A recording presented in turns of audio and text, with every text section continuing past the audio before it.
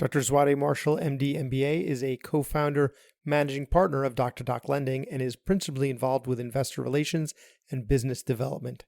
He is a Harvard-trained double-board certified anesthesiologist and interventional pain management specialist, and he also serves as the Chief Medical Officer of Regenerative Spine and Pain in Atlanta, Georgia. Dr. Marshall got his MD MBA from Emory, and while there was awarded Emory's Humanitarian of the Year prize for his work with Pipeline, a longitudinal inner-city high school mentoring program. Dr. Marshall is the managing partner of Arrowhead Healthcare Consultancy, LLC, and serves on the board of the Emory Alumni Association and the Medical Executive Committee of Alliance Spine and Pain. He is a clinical preceptor for medical students in his pain practice and is actively involved in philanthropy in Atlanta and Guyana. We talk about how Doc2Doc lending got started, some of the hiccups, how lending small amounts of money for low interest rates is somehow a money-making business, why someone might borrow from Doc2Doc, and how his MBA has helped him with the business and his perspective on problem solving in healthcare. Welcome to the Physician's Guide to Doctoring, a practical guide for practicing physicians. Dr. Bradley Block interviews experts in and out of medicine to find out everything we should have been learning while we were memorizing Krebs cycle. The ideas expressed on this podcast are those of the interviewer and interviewee and do not represent those of their respective employers. And now, here's Dr. Bradley Block. Today's podcast is sponsored by Thermal Custom Packaging. TCP has many different products to help with medical transportation, including their totes and phase change materials, or PCMs. TCP developed a portable blood bank using these phase change materials to maintain the precise temperatures required to store and transport blood. This portable unit allows blood to remain with the patient in the critical hours following surgery, which is especially important with younger, smaller patients. Using TCP's insulated totes and their custom PCMs, they are able to transport blood specimens, biological pharmaceuticals, tissues, organs, vaccines, including the COVID vaccine, as well as allografts, refrigerated, frozen, and ultra-cold as needed. These products are even being used to ensure the safe travels of the COVID vaccines to rural areas. They also have other products such as MedShield and Ice Buddy available for retail use, which you can learn more about on their website, which is thermalcustompackaging.com. Visit them with the link in the description for more information and follow them on Instagram at thermalcpackaging. Dr. Zwade Marshall, thanks so much for being on the podcast. Brad, thank you so much for having me. It's a pleasure to be with you. So first, we're going to talk about the MBA. And the reason is because I think a lot of people, especially with burnout, they're looking for other options, other things that we can do with our degree. And they're thinking, maybe I'll just do an MBA. However, an MD or a DO is a professional degree. It's a trade. You cannot practice medicine without it. But there's really nothing that you can do with an MBA that you can't do without it. So for the audience who's considering it, tell them what the advantages have been. Sure. So I'll tell you that for me, the MBA was probably the richest educational experience in my sojourn through academia because it changed the lens through which I saw the world. At the time that I decided to do it, I was in medical school between my third and fourth years, and it was right when the Affordable Care Act was being conceived. And there was so much happening in the healthcare landscape that was changing so rapidly that I quickly realized that if you weren't at the table, you're not on the menu. And there was so much that we did not understand as physicians, as clinician physicians, about how this healthcare organism, this complex healthcare system works and the different levers that are at play to ensure that effective care can be meted out to the population. And so for me, it was a lot of looking at healthcare through a business lens, and that's not just to do with care delivery, but also with entrepreneurship, with leadership. It was understanding the character traits that I had innately and honing and polishing them to my strengths as a leader within whatever organization I was a part of. I think the MBA gives credibility in a lot of different settings, and folks will perceive that you have a better sense and understanding of finance and accounting and leadership.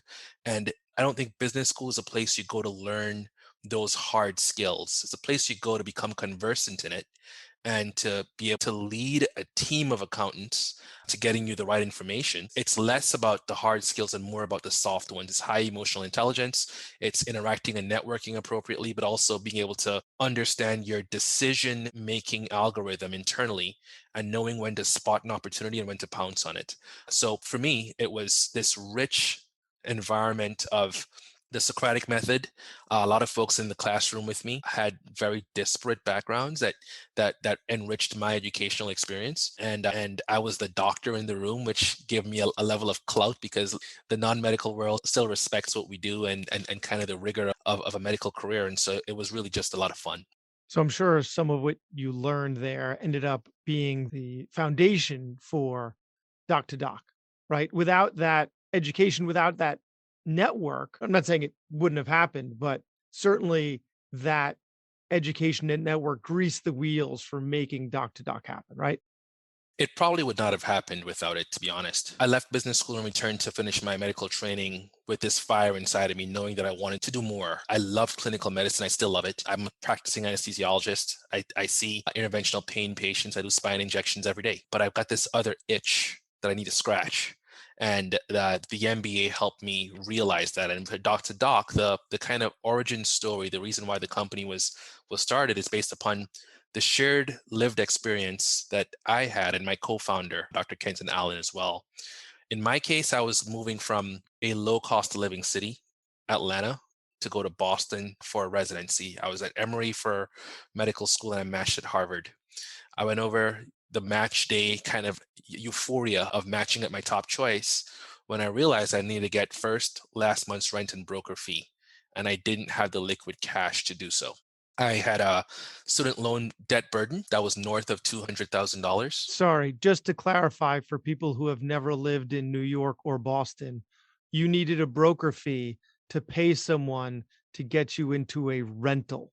That's absolutely correct. And the folks that have never had to experience that, hats off to you guys. You know, it's the most painful thing ever to pay an entire month's rent to the person that finds you the place to live in. A rental. Unreal, unreal. Right. But add that to your list of expenses, right? As if there wasn't enough that you'd have to pay for in this transition from medical school to residency. So, right, this is these expenses that aren't necessarily accounted for in how they're calculating our financial aid, right?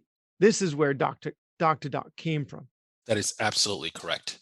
These are the unforeseen expenses, the shortfall, the gap within your financial aid funding to get you from point A to point B. But then you look to borrow the money on the traditional credit markets, and it's really hard because in my case, I had north of $200,000 in student loan debt, which was a little bit less than average at the time. My income as a first year resident was $54,000 a year. And my FICO score was sub 700. I was subprime borrower, not because I was irresponsible. I just had very little credit history. And so the bank saw me as a high risk borrower with a high risk of default. So either denied me the loan or they offered me a credit card interest rate. Now, if those bankers know what we know as doctors, that I'd matched into one of the most lucrative specialties in one of the best programs in the country, and you can draw a straight line between my start date and my end date and my ability to repay that loan 10 times over, they would realize that my default risk is not what they would predict based upon that snapshot in time, my financial profile. Well, they do know. They just don't care. And the reason that I know that they know is because of physician mortgages, right? Like we can take out mortgages because our rate of default is so low and because we're high earners, even though we haven't been high earners in residency, they know we're going to be. So they're willing to take a risk with us because they know it's not a risk, right? With mortgages, because that's a high ticket item. That's exactly right. So there's money to be made. They know it, they're aware of it, but these are not high ticket items that you're talking about, right? You're talking about taking out small lump sums of money that you need to make it through these transition periods. So there's not a lot of money to be made for them unless they're charging you extremely high interest rates. So they know, they just don't care because they're not in the interest of they're not in the business of caring. They're in the business of making money. You're absolutely correct. And they have the added protection of having an asset to back that loan, the house, right? In our case, these are personal loans. So they're non-collateralized loans. It's unsecured debt, which means that if there's any default on the borrower's part, we have nothing to reclaim for that funding. And so the banks don't want to take the risk on an unsecured product, knowing though that that borrower can repay that loan, but we can. But to your point, there's so much more money to be made at a higher interest rate if they withhold that capital and save it for the super prime borrowers and charge the others subprime rates. Wait, so you and Kenton sat down and you said, you know how we could really make money? Let's loan out people money and charge them a low interest rate. That sounds like a great plan. What can you explain this to me? Sure, sure. So our value proposition is not based on the net interest margin, meaning the difference between our borrowing cost and the price of our loans. That's not the real value of our company. It's the lifetime value of our borrower. So we created a unique lending algorithm that is proprietary, in which we underwrite our loans not just based on FICO and a credit profile. We look at that physician's career trajectory. We care about their specialty, their place of training, their zip code of practice as a proxy for med-mal insurance and Medicare reimbursement rates. And we put those in addition to free cash flow and a credit profile into the algorithm to get our borrowers a very competitive rate. We added additional features like no prepayment penalties, giving discounts for auto pay, and encouraging our borrowers, if they have the liquidity to repay that loan sooner, to do exactly that. So if they overpaid any month's payment, we apply the overage directly to principal to save them in interest expense over the life of the loan. Well, why do we do all of this? Because the value is to keep that borrower as a part of our community, and they'll come back to us for those higher ticket loans that you mentioned earlier, Brad. Because if you look at a physician's career trajectory, there's so many vertical financial instruments that we consume that have higher margins. For instance, you're a third-year orthopedic surgery resident and you borrowed $35,000 from us because you needed to refinance your credit card debt. We know that in exactly 3 years, you're going to have about $227,000 on average in student loan debt that needs to be refinanced. We know that in about 4.5 years, you're going to be looking to buy a home that's worth approximately $787,000, depending upon your market. If you're in Atlanta, it's $787,000. If you're in Atlanta, you're buying a Mercedes-Benz S500 class car because that is the vehicle of choice for doctors in Atlanta. But then you also consume. As a personal note, it was my two friends who were orthopedic surgeons who convinced me to get a coupe. I got an Infinity coupe right outside. I was actually, at the time, I was driving a Trans Am convertible, just to give a little picture of who I am. That's what I was driving in residency. But in New York, in the winter, you can't really drive a rear-wheel drive vehicle that has really wide tires and it's about an inch off the ground, right? We're not getting anywhere. So I needed a new car. So I got an all-wheel drive coupe, which didn't work out so well because I surf. So you can't put a surfboard. It doesn't have a flat enough top for roof rails. So, but my two knucklehead orthopedic surgery friends were the ones who convinced me, Brad, you need a really nice watch. Both of them who don't know each other are into watches. Both of them who don't know each other are into cars, convinced me. So yes, that is, you're spot on with the person you used is an orthopedic surgeon. We all have those ortho surgeon friends. I still have a couple of them that are just exactly like that. But so they'll also consume things like disability insurance, term life insurance, whole life insurance, annuities, and the plethora of products are innumerable. And the traditional marketplace, they spend big bucks trying to acquire a physician customer because our lifetime value is so rich. But they don't take the gamble on us while we're still in training.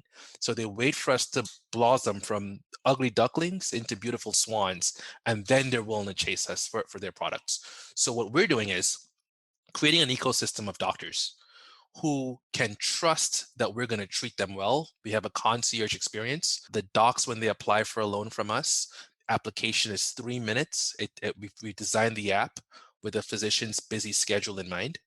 They're conditionally approved within seconds of the application being submitted. And then they speak to a physician member of our team for a doc-to-doc consultation where we deliver the actual value. And like, here's your rate, these are the terms. We answer any questions that they have, and then follow up with an email that in which they can select that loan product and have the funds dispersed in about 3 to 5 business days. So if they like the experience.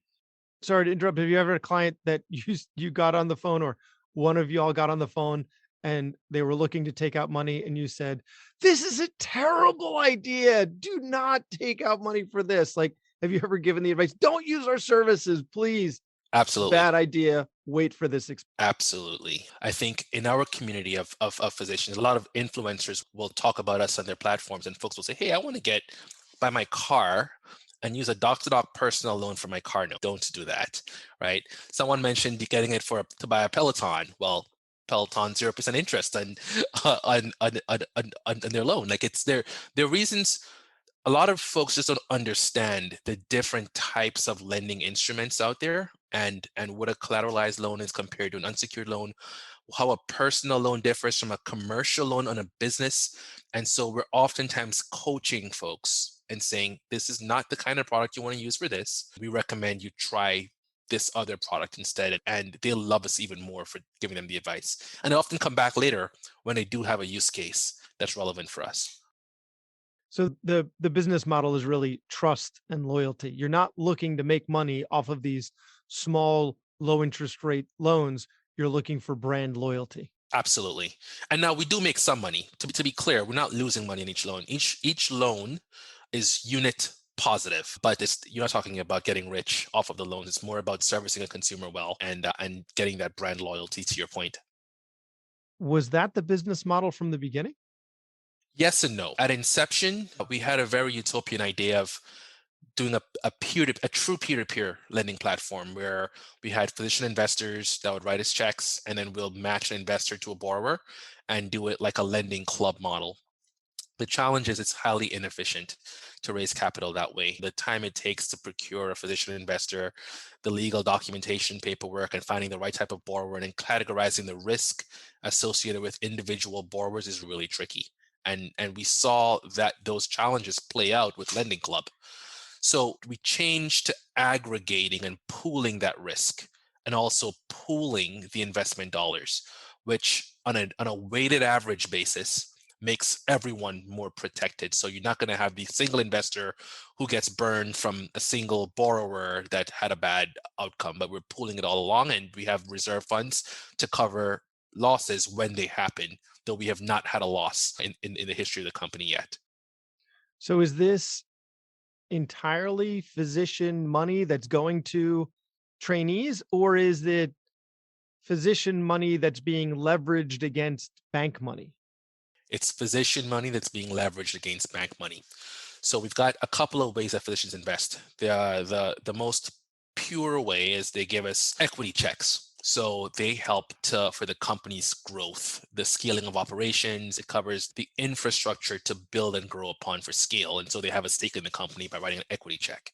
And then we've got investors that write debt checks where they'll put up $10 to $100,000, and they get paid a quarterly dividend that just returns capital to them. And then that debt note matures after 2 to 5 years, and they get their principal back. And so those are the two ways that doctors invest in the company. But on the equity check side, we will use that equity capital to collateralize a larger bank loan or a VC loan that allows us to deploy capital faster. So in our early days, we were lending between $75,000 and $200,000 a month back in 2020. We're doing about $2 million a month currently. And to raise the capital from individual doctors to fund that volume of loan, it's too challenging to herd cats, so to speak, that way. So it's a collateralized credit facility based upon physician investment for that equity stop. So when you were forming Doc2Doc, what were some of the other hiccups that you encountered? So the biggest challenge in the early days was entering into a business that is so highly regulated with so much red tape and bureaucracy. We found out pretty early on that each state had their own lending limits and their own usury laws, and you had to apply for a lending license in each state separately. And it was an arduous and expensive process that my co-founder and we underwrote the cost ourselves because we don't want to have investor money tied up in that kind of a cash burn. And so it's a part of what we did before we took on investors. So that was one of the biggest hurdles. How long had you been practicing when you did that? We were both 2 years into practicing. But like it was tough, but both had pretty good starting careers and knew we were going to do something together. And so we had saved a bit and we believed in the company. And so we wrote our checks ourselves. And that actually helped with fundraising later on, right? Because we built out an infrastructure. So when an investor wrote a check, there's not the same risk profile when you're spending their money on the rudimentary parts of the business. So the legal bit was a significant hurdle. I'll tell you what else was tough for us. Understanding and learning how to ask your peers for money for fundraising. Neither of us had any level of comfort with pitching folks and doing the Shark Tank style pitch. So that was uncomfortable for at least the first year and a half to 2 years. It's not uncomfortable anymore. Less so because we've had some success. It's not like a charity. It's like fundraising for a charity now. It's fundraising for a genuine business. That's right. Our last round, we were oversubscribed. I had to tell folks, "Hey, we can't take your money. I'm sorry. I'll tell you next time when we're open." So it's gotten better, but it was just so uncomfortable to ask someone because then if someone had a reasonable question and reasonable criticism, you can't help but feel a little bit like you don't believe in me. And so separating the personal angst of feeling of disappointment of rejection to just understanding that everyone is not meant to invest in startups. Trust but verify, right? That's what we're taught. Absolutely. And so it stung a little bit sometimes. So that was a unique bit. And then I think that the last thing I'll say about hiccups, understanding how to speak to different audiences and knowing what part of the story resonates most. So in this context, with our peers, folks love when I tell them that I'm a practicing physician. I've borrowed money to start my own practice and surgery center. I know exactly what the use case of funds can be for someone that's wheeling and dealing in medicine. Folks love when they hear that the doctors speak to the borrowers and it's a doc-to-doc consult. You know who hates that story? Investors that are sophisticated, VCs. They say it's not scalable to have doctors speak to a doctor for each call because that's an expensive call center, so to speak. The second thing is, if you're a full-time physician, how can you run the company? And investors tend to like the starving entrepreneur who, if things are going awry, they'll be homeless and without a car. And so it makes them work harder to ensure the company succeeds. And so if you're a highly compensated professional in your other career, it creates a lot of doubt in their minds. And so the question then becomes, when are you going to quit your day job to lead Doc2Doc full time? And so navigating that criticism and creating the answer that makes the most sense to them, but helps them understand the ethos of what we're doing here. A large part of why we've been successful is because our borrower base knows that we are exactly like they are. That when COVID happened and I was scrounging around to try to find PPE for my practice, that my peers were doing the same thing, trying to find deals and funding to float inventory costs. And so we've got our finger on the pulse of the needs of the physician entrepreneur that's needing access to capital in a way that SoFi or Bankers Healthcare Group cannot, because they're not living it daily like we are. The other thing is that we actually love medicine and we love our careers in medicine, and we find it's very rewarding to be able to do that, speak to it, and also have this company support our peers in the way that it does. Absolutely. That's a lot of what we talk about on the podcast is the importance of having an outside interest, something that lights the fire under you, because hedonic adaptation, right? Eventually, what we do can become monotonous. A lot of the stuff can become similar and routine, and having something outside that's changing and dynamic and you can continue to be passionate and excited about really helps you stay interested and excited about the medicine that you practice. We need these outside interests. So yeah, the two are not two opposing ideas. I can see how it works well together. Because right, if part of what you're getting here is with the brand loyalty is they want to trust you, they have to buy into the brand. So the fact that you and Kenton are still practicing and have no plans for stopping helps us believe and buy into the brand. That's exactly correct. And the number of relationships that we've built through the Doc2Doc network where folks will meet for coffee after we do the consult, or they'll call 6-7 months later and say, hey, I'm looking for a job in the Boston market. Who do you know that's still at the Brigham? Or, it feels like we're doing more than just giving loans. And you just had to drop Harvard again, didn't you? You had to. I said the Brigham, not Harvard. I know. We all know what that means.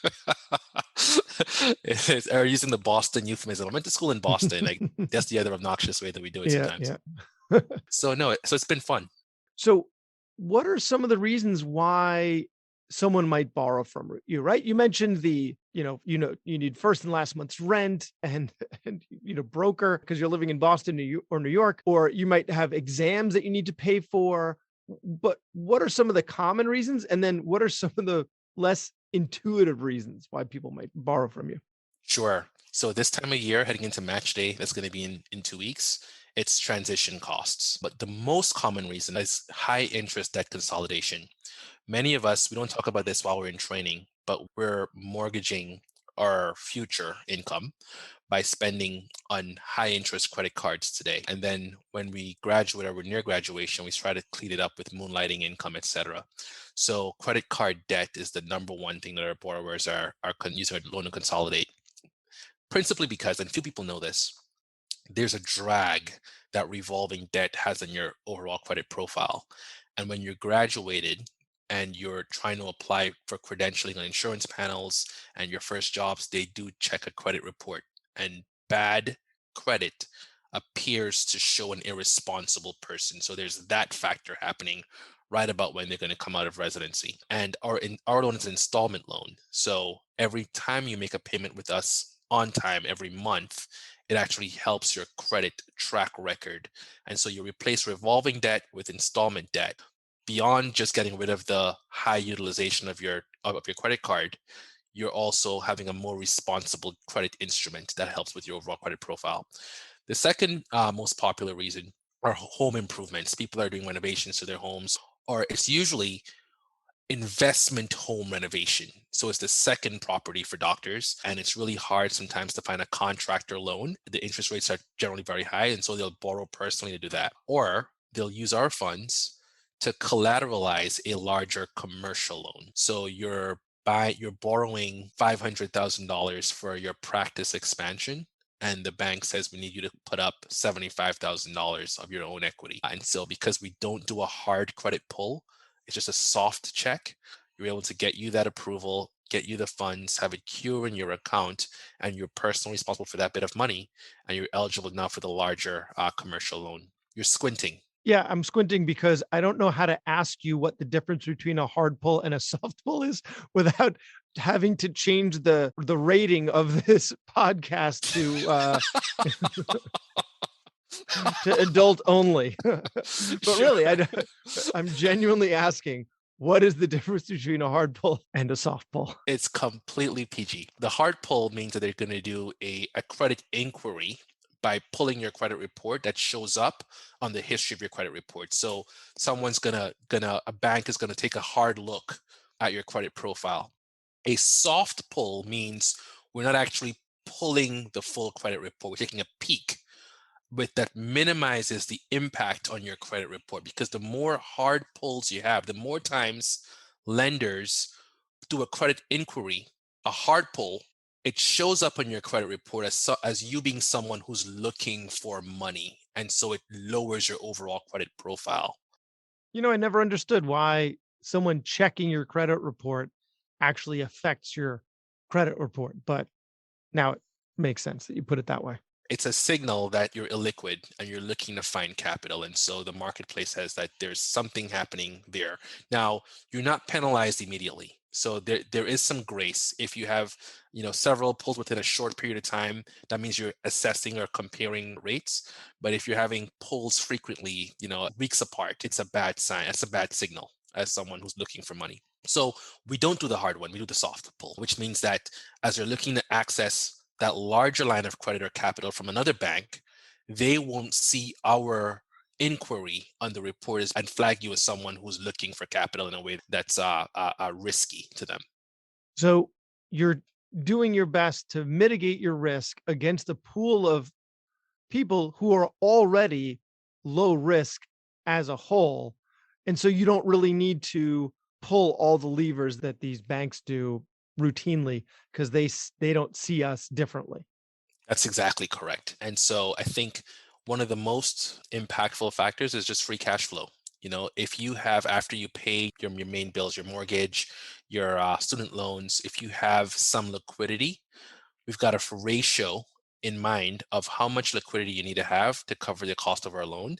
And that protects us basically, because there's very few bad actors that are in our profession when it comes to unsecured debt. It's just amazing to me, though, that you are lending people money so that they can use to borrow more money. Like it's just a crazy concept, but I feel like that's the type of thing that they teach MBAs that they don't teach us in medical school. You can actually borrow money to borrow money. Yeah, and it's knowing how to play the arbitrage and interest rates, and why use your own money? Like if the market's doing well, like it has been for the last several years until recently, why take cash out of your brokerage account that's earning 12, 13, 14% to spend on your next venture when you can borrow from a bank and pay 3.5%, but for that same use case? And if your venture cash flows quickly, and in medicine and healthcare, because of the way the system's set up, it often does. And you know that it takes 90 days for the insurance companies to begin it, but they will pay when you bill them, then you can repay that loan quickly if the terms are friendly. And so it's a fuel for growth, and it allows you to get access to cheaper capital. If you have more money to put down, then the cost of the larger loan gets lower. Makes sense. Makes sense. Well, it sounds like you're basically doing a public service for the trainees out there and managed to turn it into a thriving business. So, thank you on behalf of the trainees, which I have not been for a long time now. Thank you for what you're doing. So where can people find Doc2Doc Lending, and where can people find you? Sure. Thank you for having me. And it's a pleasure to be in this business and to talk and chat with folks like you that are doing the bidding by educating the masses and really being a resource to doctors out there that need to tap into understanding the things that are out there for them. So thanks, Brad. We're at Doc2DocLending.com. That's doc, the number 2, the DOC, lending.com. And I'm Zwade, ZWADE, at Doc2DocLending.com as well. And I'm happy to answer any questions that folks may have. I neglected to give you an answer to one of your earlier points. What were some of the more interesting borrowing reasons? And I had an example in mind, and it slipped me to share it. We've seen quite a bit of energy around our female counterparts, or our female colleagues that are in highly specialized surgical specialties that are going to be in training for a while, and they're looking to preserve their fertility. And so oocyte cryopreservation has been an increasingly popular borrowing need, and IVF treatments as well. And so it's extraordinarily rewarding when you talk to a doctor who tells you they're borrowing money for IVF, and 7 months later they send you a text of an ultrasound. That's really happened with us, and you really feel as though you're doing something good in these cases sometimes. And talk about brand loyalty. Holy cow. Like the fact that you were able to lend the money to help something like that happen. That's incredible. That's incredible. So thank you for the work that you're doing. That's Doc2DocLending.com. Dr. Zwade Marshall, thanks so much for your time. Thank you so much for having me. That was Dr. Bradley Block at the Physician's Guide to Doctoring. He can be found at physiciansguidetodoctoring.com or wherever you get your podcasts. If you have a question for a previous guest or have an idea for a future episode, send a comment on the webpage. Also, please be sure to leave a 5-star review on your preferred podcast platform. We'll see you next time on the Physician's Guide to Doctoring.